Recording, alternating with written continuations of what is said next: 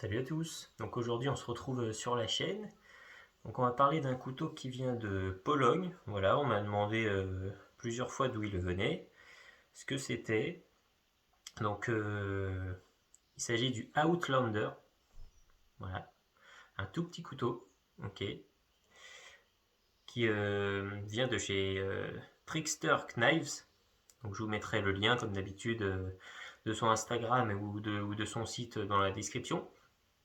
Donc on est sur une petite lame là, de 14,5 cm en tout. Voilà, donc c'est pas énorme.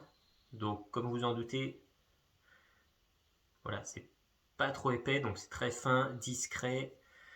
Ça peut servir en EDC, mais moi je le vois plus comme une lame de self-défense.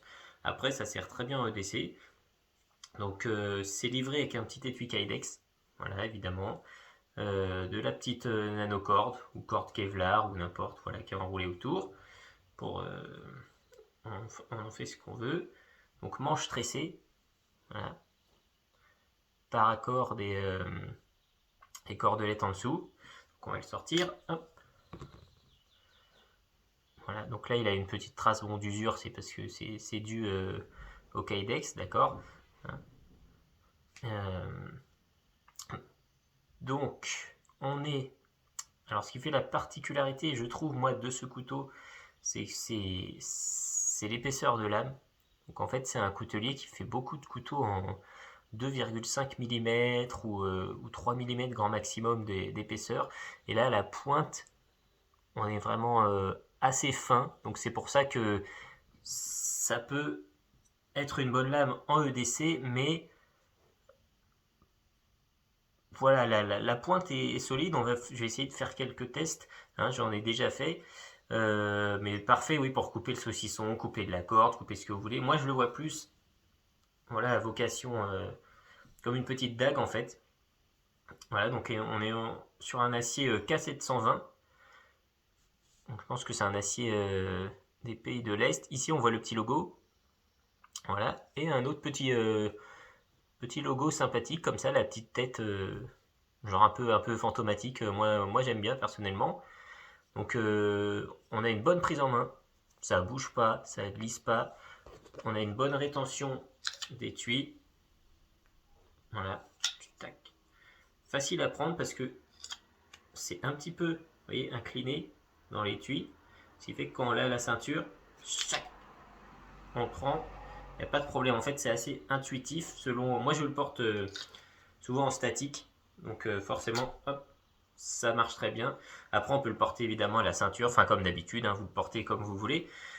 Donc la finition un peu post-apocalyptique, donc c'est pas du dark stonewash, mais voilà, c'est une finition comme ça un peu brute et sans un peu brute, je dirais. Je saurais pas définir vraiment la finition.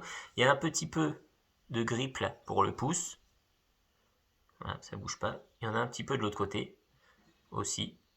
Alors personnellement, je me risque pas tellement quand je le sors, je le prends toujours dans le même sens, voilà. Voilà, après ici le grip ici, ça peut potentiellement servir si on coupe quelque chose. Voilà, dénuder un fil, couper quelque chose, mais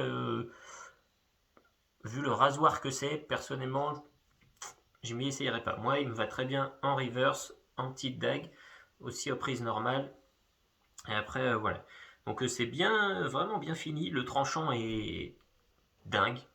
Le tranchant est vraiment, c'est un des tranchants les plus rasoirs que j'ai. Alors, on va essayer de faire un petit test papier. Évidemment, c'est un prospectus, donc je ne garantis pas que ça a coupé du premier coup, mais voilà, normalement, il n'y a pas de souci. Hein. Franchement, ça y va, quoi. Il n'y a pas. On est vraiment. Et du coup, la force de pénétration du fait que ce soit aussi fin qu'une aiguille, quoi, c'est vraiment incroyable. Donc, on est sur un couteau qui fait 130 $, 160 avec un Kydex ambi. Voilà, comme il appelle ça. Donc, c'est-à-dire qu'on peut on peut mettre de n'importe quel côté, on peut prendre des deux mains. 130, voilà, pour un petit couteau comme ça, c'est vraiment pas mal. Hein, c'est très raisonnable, hein. Là, on voit qu'on est sur les couteaux des pays de l'Est, donc c'est toujours un petit peu moins cher. On va faire un petit test, si on y arrive, de pointe de carton. Donc il y a quand même une épaisseur, comme vous voyez. Hein, c'est un carton replié. Donc on y va.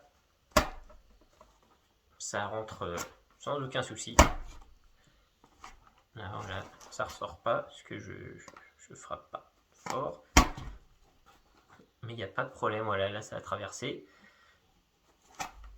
Et ça bouge pas. Alors les puristes diront ouais mais c'est du carton. Oui d'accord c'est du carton, mais bon ça reste malgré tout un petit test. On va voir dans la bouteille d'eau. Vraiment on n'a aucune peine à rentrer dedans. Voilà, c'est vraiment quelque chose de super simple. Voilà, la pénétration est vraiment dingue. Donc c'est vraiment un petit couteau très sympa, parce qu'il est facile à dissimuler, il est très maniable. Comme vous pouvez voir, hop, tac, tac, tac, tac, tac, tac, tac, tac. Pas de problème. Donc vraiment maniable, l'étui est bien pensé, il n'est pas trop gros, pas trop large. La rétention est bonne, le prix est correct. Donc moi personnellement, j'adhère. Voilà, je vais recommander quelque chose chez lui, je pense, prochainement. Parce que j'aime bien ce qu'il fait. Il fait aussi ce genre de petits items. Donc je l'ai pris avec moi.